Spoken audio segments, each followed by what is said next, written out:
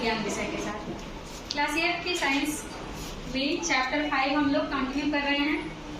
Chapter 5 का नाम है सूक्ष्म जीवों का सामान्य परिचय एवं वर्गीकरण। हम लोग पढ़ रहे थे सूक्ष्म जीवों का वर्गीकरण, जिसे कितने भागों में बांटा गया था? 5 भागों में बांटा गया था। नंबर 1 था बैक्टीरिया, और नंबर 2 वायरस, नंबर 3 वायरस मतलब विषाणु ही होता है, नंबर 3 प्रोटोजोआ, नंबर 4 फंजाई और नंबर 5 एल्गी। इसमें से हम लोग बैक्टीरिया और वायरस पढ़ चुके थे। आज हम लोग प्रोटोजोआ, फंजाई और एल्गी को पढ़ेंगे। सबसे पहले हम लोग पढ़ेंगे प्रोटोजोआ को। प्रोटोजोआ को देखा जाए तो प्रोटोजोआ एक कोशिकीय जीव होते हैं। कैसे होते हैं? एक कोशिकीय। और ये फ्री लिविंग के साथ साथ पैरासिटिक भी होते हैं। कुछ ऐसे होते हैं जो अपनी लाइफ बिल्कुल फ्रीली, स्वतंत्र रूप से सरवाइव करते हैं, और कुछ ऐसे होते हैं जो दूसरे जीवों से अपना भोजन प्राप्त करते हैं। जो दूसरे जीवों से पर भोजन के लिए निर्भर होते हैं उन्हें पैरासाइट कहा जाता है।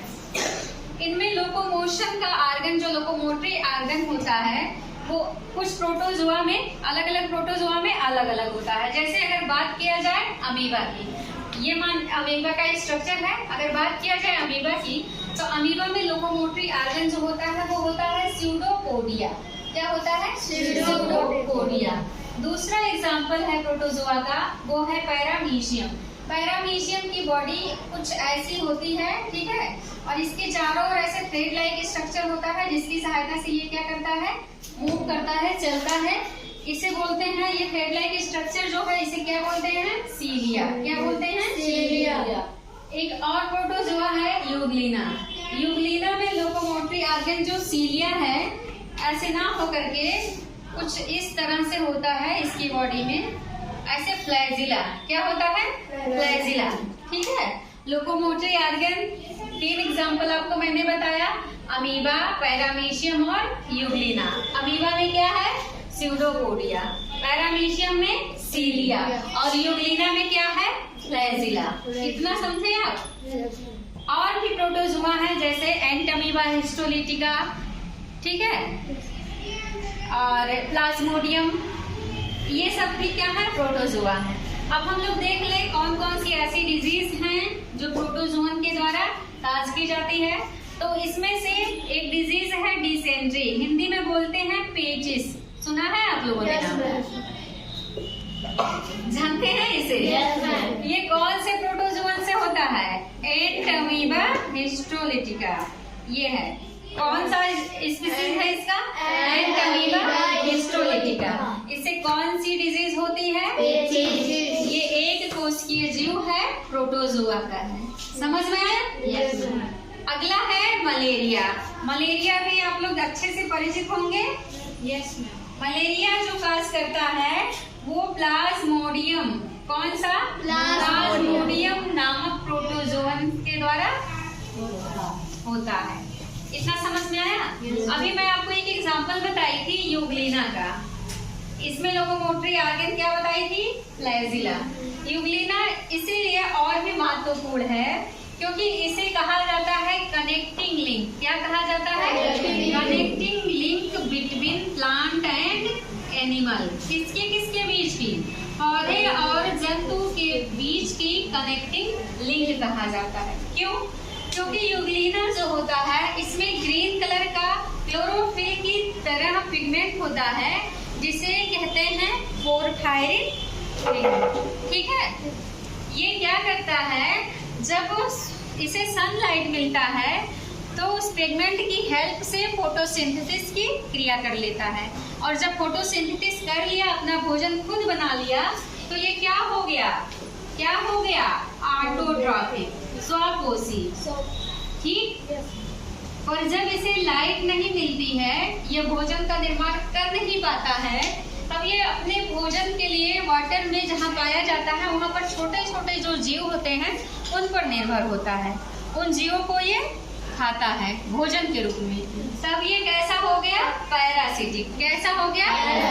तो इसीलिए जब ये पैरासिटिक हुआ, दूसरे पर निर्भर हुआ भोजन के लिए, तो किसकी तरह बिहेव किया? एनिमल की तरह। और जब खुद भोजन बनाया तब प्लांट की तरह। इसीलिए इसे क्या कहा जाता है? एनिमल। Any doubt? प्रोटोजोआ सबको समझ में आ गया? आगे बढ़े। अब हम लोग जानेंगे फंजाई के बारे में। फंजाई को हिंदी में कहा जाता है कवक। फंजाई जो है एक कोशिकीय और बहुकोशिकीय दोनों रूप में पाए जाते हैं। ठीक है। प्रोटोजोआ क्या था? एक कोशिकीय था, लेकिन ये क्या है? एक कोशिकीय और बहुकोशिकीय दोनों होते हैं। कुछ ऐसे फंजाई जो यूनिसेलुलर होते हैं, उनके एग्जाम्पल हैं Candida species, yeast, Saccharomyces cerevisiae. Yeast का भी भोजन निर्माण में यूज होता है, और सैकरोमाइसिस सेरेबेसी का भी जो खमीर जो ईस्ट को खमीर कहते हैं, जो डबल रोटी ब्रेड ये सब बनाए जाते हैं, ठीक है, बड़े पाव वगैरह, उसमें इसका यूज किया जाता है। ठीक है। कुछ है मल्टी सेलुलर फंजाई। जो मल्टी सेलुलर फंजाई है उनका एग्जाम्पल है क्या? Rhizopus, mould, Puccinia, Albugo. ये किसके एग्जाम्पल हैं? मल्टी सेलुलर बहुकोशिकीय फंजाई के। ठीक है। ये एक न्यूक्लिएटेड और बहुत सारे न्यूक्लियस युक्त भी होते हैं। कुछ ऐसे फंजाई होते हैं जिनकी बॉडी में सिंगल न्यूक्लियस, एक सेल में सिंगल न्यूक्लियस होता है, बट कुछ ऐसे होते हैं जिनके पास एक ही सेल होगा लेकिन उसमें बहुत सारे न्यूक्लियस होते हैं। तो ऐसी कंडीशन जिसमें बहुत सारे न्यूक्लियस होते हैं, अगर वो किसी ऑर्गेनिज्म में है, ठीक है, और वो क्या है, तो कोई फंजाई है, ठीक है, या कोई प्लांट है, तो उसे कहा जाता है क्या? सिनोसिटी। क्या कहा जाता है? सिनोसिटी। क्या कहा जाएगा? सिनोसिटी। और इनकी बॉडी बहुत सारी थ्रेड लाइक स्ट्रक्चर से मिलकर बनी रहती है, जैसे ऐसे ऐसे। ये क्या होती है? इसे हाइफी कहा जाता है। इन थ्रेड लाइक स्ट्रक्चर को क्या कहा जाता है? हाइफी कहा जाता है। फंजाई हमारे लिए लाभदायक भी है और हानिकारक भी है। यूजफुल और हार्मफुल दोनों है।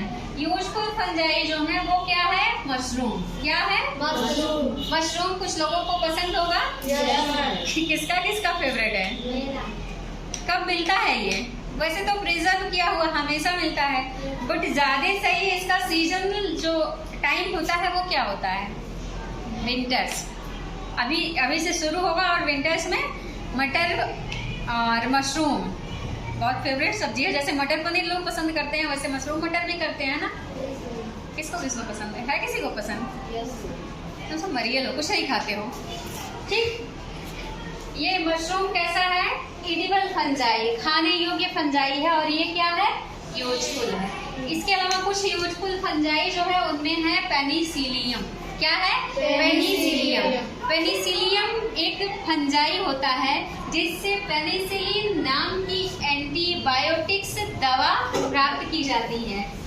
ये हिस्ट्री में खोजा गया, आज तक के इतिहास में सबसे पहले जो खोजी गई एंटीबायोटिक्स दवा थी वो कौन सी थी? पेनिसिलिन। और इसके खोजकर्ता जो थे, इसके डिस्कवरर जो थे, वो थे अलेक्जेंडर फ्लेमिंग।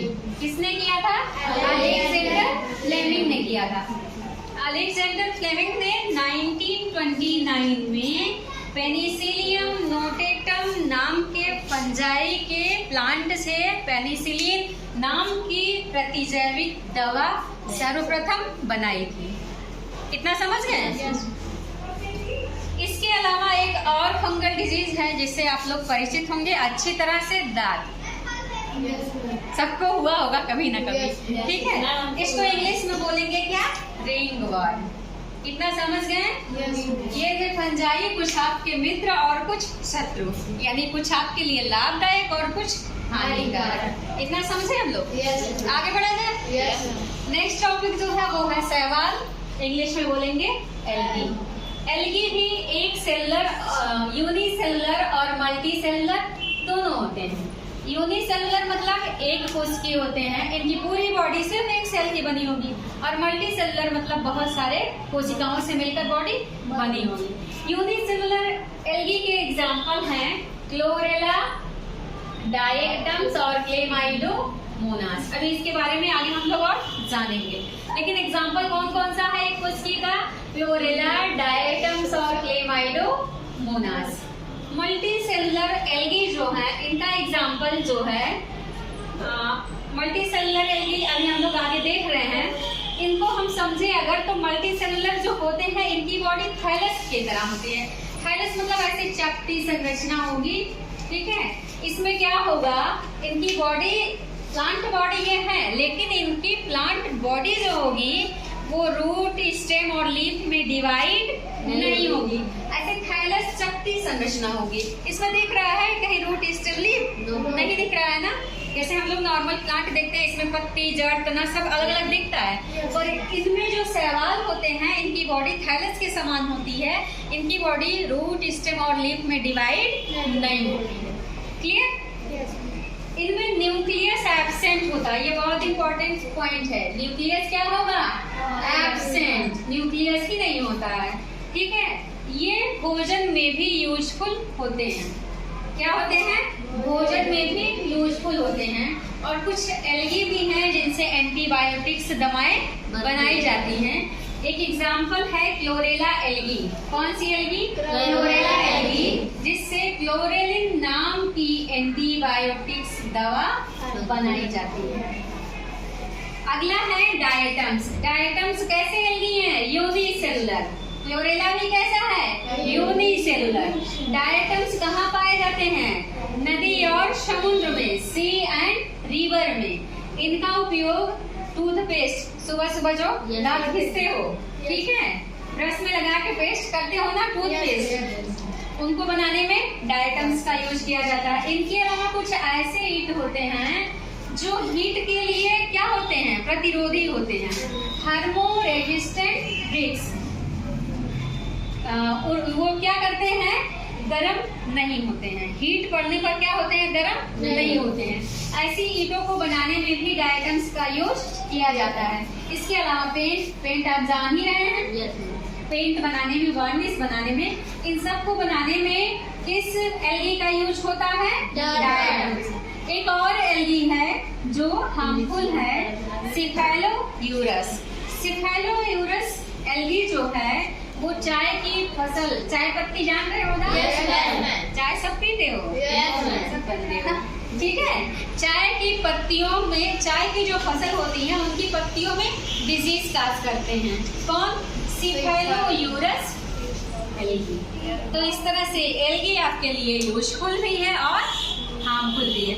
सामान्यतः इसे काई ही कहा जाता है, एल्गी कुछ और नहीं है, ठीक है। अभी आप देख रहे हैं ये वॉल वगैरह ग्रीन ग्रीन हुई है, हुई है ना, ये सब एल्गी है। छत पर देखिए काई लगी है, वही एल्गी है।